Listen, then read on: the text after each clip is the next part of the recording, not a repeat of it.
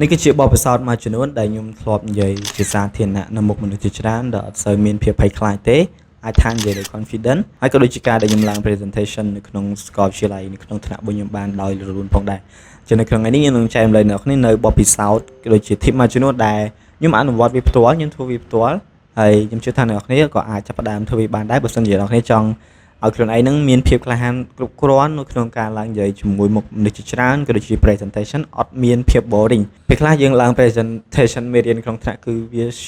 boring មែនតើដោយសារយើងឡើងតែអាន slide អញ្ចឹងអត់មានគេចង់ស្ដាប់យើងនិយាយទេអញ្ចឹងត្រឡប់ទៅបទពិសោធន៍អតីតកាលដោយសារតែកាលពីមុនហើយចាំពីយូរហើយគឺខ្ញុំមានបទពិសោធន៍តាំងពីនៅក្មេងទូចអីអញ្ចឹងណាខ្ញុំធ្វើវីដេអូនិយាយច្រើនតាក់ទងទៅនឹងយើងថតវីដេអូហើយយើងនិយាយមកកាមេរ៉ាច្រើនខ្ញុំធ្វើអនុវត្តអានឹងច្រើនចាំមិនថាខ្ញុំបាន practice អារបៀបដែលខ្ញុំនិយាយហ្នឹងគឺច្រើនហើយអញ្ចឹងអាចថាវាជាកាតាលីករមួយដែលនៅពេលដែលខ្ញុំទៅនិយាយជាមួយមនុស្សផ្សេងគឺខ្ញុំអត់សូវមានពេលខ្លាចទេឲ្យថាយើងមាន confidence យើងមានទម្លាប់នៅក្នុងការនិយាយពីមុនហើយយើងមាន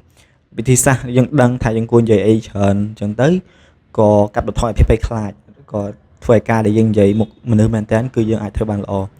អចំណុចទី1ដល់ពេលចំណុចទី2ខ្ញុំគិតថាយើងត្រូវតែយល់ឲ្យបានច្បាស់ពីអ្វីដែលយើងនឹងនិយាយហ្នឹងបើអ្នកគ្នាចង់បញ្យល់ពីមេរៀនណាមួយនៅត្រូវយល់ពីមេរៀននឹងច្បាស់បានយើងឡើងទៅនិយាយគឺយើងអត់សូវភ័យទោះបីពេលខ្លះយើង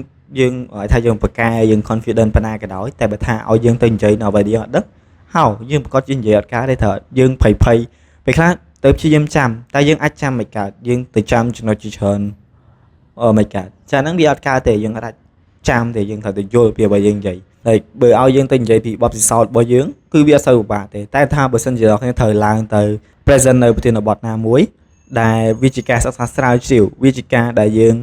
ដូចថាអាស្រ័យមកនៅក្នុងថ្នាក់យើងអត់យល់ផងយើងគ្រាន់តែចាំហើយយើងព្យាយាមទិញមិនកើតជួនកាលភ័យពេកឡើងទៅនិយាយហ្នឹងផ្លេចនិយាយមកផ្លេចក្រោយនិយាយអត់ចេញហើយបើយើងអត់យល់ច្បាស់ពីអាហ្នឹងទេយើងខ្លាចថាអូខេបើគេសួរយើងឆ្លើយអត់ចេញអាហ្នឹងគឺយើងអាចនឹងភ័យខ្លាចថានឹងខ្មាស់គេអញ្ចឹងទៅអញ្ចឹងក៏ធ្វើការនិយាយរបស់យើងគឺអត់ល្អទេអត់មានភាពរលូនអញ្ចឹងទេយើងត្រូវតែយល់ច្បាស់ពីអ្វីដែលយើងនិយាយហើយបើសិនជាតើតើទៅនឹងបទពិសោធន៍អាហ្នឹងវាអត់សូវជាបញ្ហាទេព្រោះជាការចែកម្លែកបទពិសោធន៍វាអត់មានអីខុសទេវាជាការយល់ឃើញរបស់យើងជាបទពិសោធន៍របស់យើងប៉ុន្តែបើសិនជាយើងត្រូវ like យើងឡើងទៅ presentation នៅក្នុងមេរៀនដែលយើងត្រូវបញ្យល់មកថាយើងហើយយើងអត់យល់ពីវាផងយើងទៅ present ប្រាប់គេបញ្យល់គេមិនកើតខ្លួនឯងអត់យល់ប៉ុណ្ណឹងអញ្ចឹងវាពិបាកអញ្ចឹងលុះត្រាតែយើងត្រូវយល់ពីចំណុចហ្នឹងសិនមានពាក្យមួយគេនិយាយថាបើឲ្យពេល10ម៉ោងគាត់នឹងចំណាយពេល6ម៉ោងសម្រាប់ស្រៀងបន្ថែមគាត់កាប់តែ3ម៉ោងដាច់ហើយអញ្ចឹងណាចាដូចគ្នាបើអ្នកគ្នាត្រូវឡើងនិយាយទៅយល់ច្បាស់ពីអ្វីអ្នកគ្នានិយាយនឹងឲ្យបានល្អបានយើងអត់សូវមានអារម្មណ៍ភ័យខ្លាចបើយើងដឹងពីអានឹងច្បាស់ហើយយើង confident ថាអូខេឥឡូវខ្ញុំគ្រាន់តែទៅបញ្យល់គេទេខ្ញុំយល់ច្បាស់ហើយអញ្ចឹងគេចង់ស្វែងគឺខ្ញុំអាចឆ្លើយបានដែរវាផ្ដល់ទំនុកចិត្តមួយផ្នែកដែរឲ្យយើងអត់សូវភ័យអត់សូវព្រួយអីចឹងទៅចំណុចទី3កុំចាត់ទុកអ្នកមើលហ្នឹងថាគាត់ជាមនុស្សដែលចាំតែចាប់កំហុសយើងដូចកន្លែងហ្នឹងអ្នកខ្លះគេនិយាយថាឲ្យចាត់ទុកអ្នកមើលហ្នឹងជាសម្ោចជាដុំថ្មមានព្រលឹងមានវិញ្ញាណអីចឹងទៅប៉ុន្តែ yeah you can ចាត់ទុកអញ្ចឹងបានប៉ុន្តែខ្ញុំគាត់ថាខ្ញុំអត់ធ្វើដល់ថ្នាក់ហ្នឹងទេខ្ញុំគ្រាន់តែគាត់ថ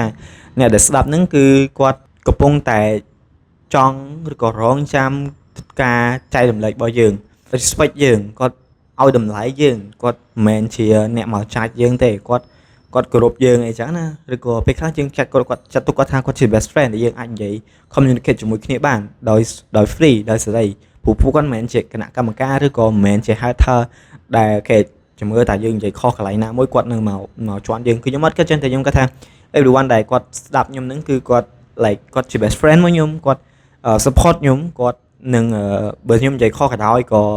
is no problem វាមានបញ្ហាទេនៅពេលដែលខ្ញុំនិយាយចប់ទៅខ្ញុំអាចកែប្រែវាតាមក្រោយទៀត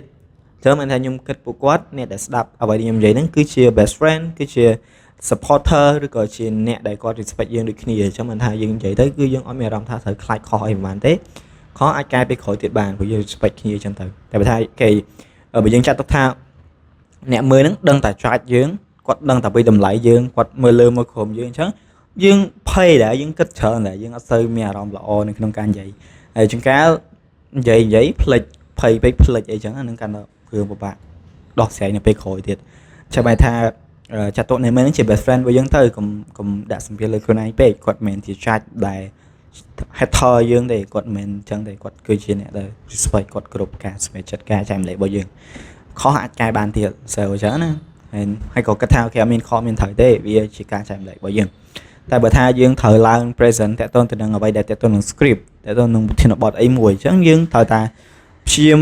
prepare បានច្រើន like សមណាគេហៅថាសម like ដើម្បីដឹងពីចំណុចខ្សោយរបស់យើងដឹងពីកំហុសរបស់យើងសមឲ្យបានច្រើនដងទៅដល់ពេលដែលយើងទៅនិយាយវាប្រកាសជាអត់ដូច script 100%ទេប៉ុន្តែ at least នៅពេលដែលយើងសមច្រើនគឺយើងអាចចាប់បាននៅចំណុចនីមួយៗបានល្អយើង practice ទៅគឺធ្វើបានល្អជាងការដែលយើងអត់បានសមហើយយើងឡើងទៅនិយាយប្រធានបទណាមួយចឹងដូចគ្នាចឹងជួនកាលយើងគិតតែយើងយល់ហើយប៉ុន្តែនៅពេលដែលយើងឡើងនិយាយចាក់ស្ដែងគឺយើងនឹងភ័យតែបើថាយើងសមបានច្រើនហើយការដែលយើងភ្លេចភ្លាមហ្នឹងក៏វាកាត់បន្ថយទៅតាមនឹងច្រើនដែរព្រោះចំណុចណាដែលវាពិបាកដែលយើងអាចនឹងភ្លេចគឺយើងបានដោះស្រាយនៅពេលដែលយើងសមមួយអស់ហើយអញ្ចឹងវាជួយឲ្យយើងធ្វើបានល្អនៅពេលដែលយើងឡើងនិយាយចាក់ស្ដែង so that's it ហើយចំណុចមួយទៀតប្រហែលជាចំណុចចុងក្រោយហើយគឺ don't take it too serious កុំកាត់ទុកចំចាត់ទុកអាហ្នឹងវា serious ពេកណា like បើយើងឡើងទៅ present ឡើងទៅនិយាយអីចឹង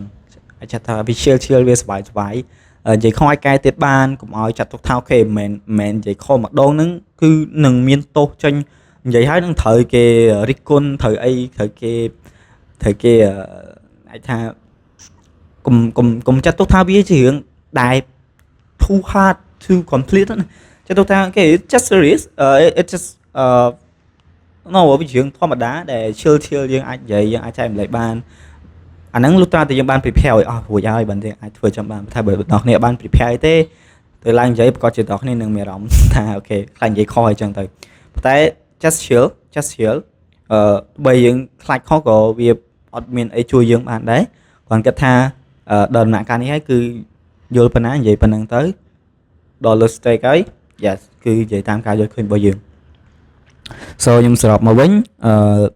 នេះជាបទពិសោធន៍ជាក់ស្ដែងរបស់ខ្ញុំអត់មាន script អីដែលថាមកចែកម្លែកទេវាជាបទពិសោធន៍ពិតដែលខ្ញុំធ្លាប់ធ្វើអញ្ចឹងអ្នកនរអាចtry record វីដេអូខ្លួនឯងព្រោះថាអាជំនាញ public speaking ហ្នឹងគឺវា never die វាអត់ផុតកំណត់ទៅណាទេបើអ្នកគ្នាត្រូវធ្វើអីក៏ដោយអ្នកត្រូវតែ present ខ្លួនឯងរហូតអ្នកគ្នាធ្វើការអ្នកគ្នាក៏ត្រូវតែ present ពី product របស់យើងត្រូវនិយាយពីការងារឬក៏ service របស់យើងអាហ្នឹងគឺ